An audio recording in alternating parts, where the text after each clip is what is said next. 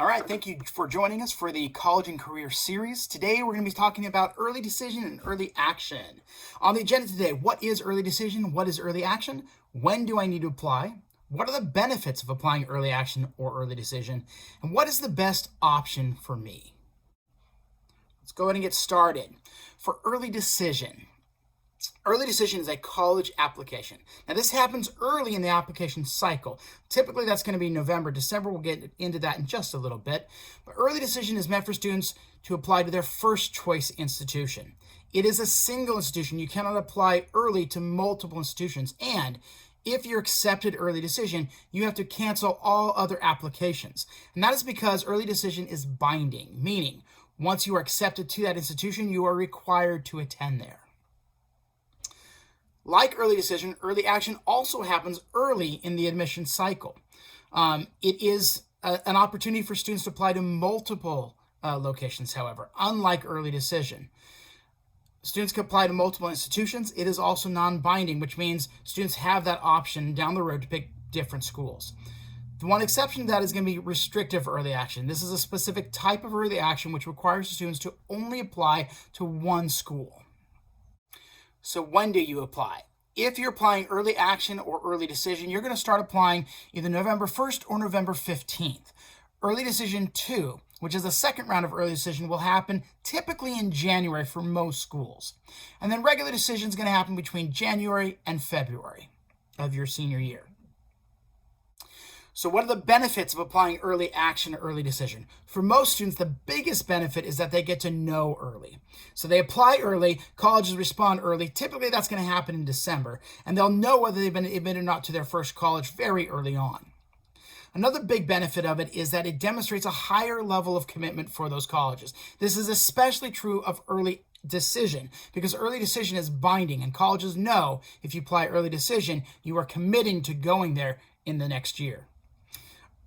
Early action, early decision also features increased admission rates, meaning students who apply early action and early decision have a higher chance of getting into those competitive schools.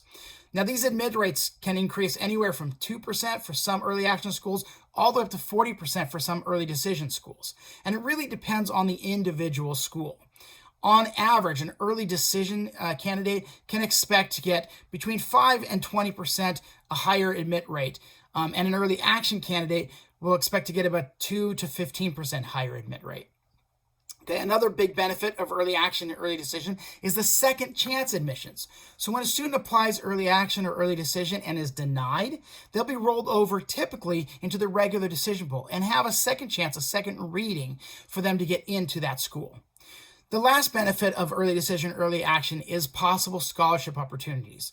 There are a lot of schools that will only offer certain scholarships to students who are applying early decision, early action. And that's highly dependent on the school, and so we would highly encourage students to start researching some of those scholarship opportunities now. What are the downsides? For early decision, one of the biggest downsides is it limits your options. Like I mentioned earlier, early decision is binding, which means once you're accepted to that school, you are guaranteeing that you will attend that school in the fall of the next year. This really limits your options down the road, including your ability to shop the financial aid packages given to you. Because once you apply early decision, you are stating to that college you will attend regardless of what your financial situation is.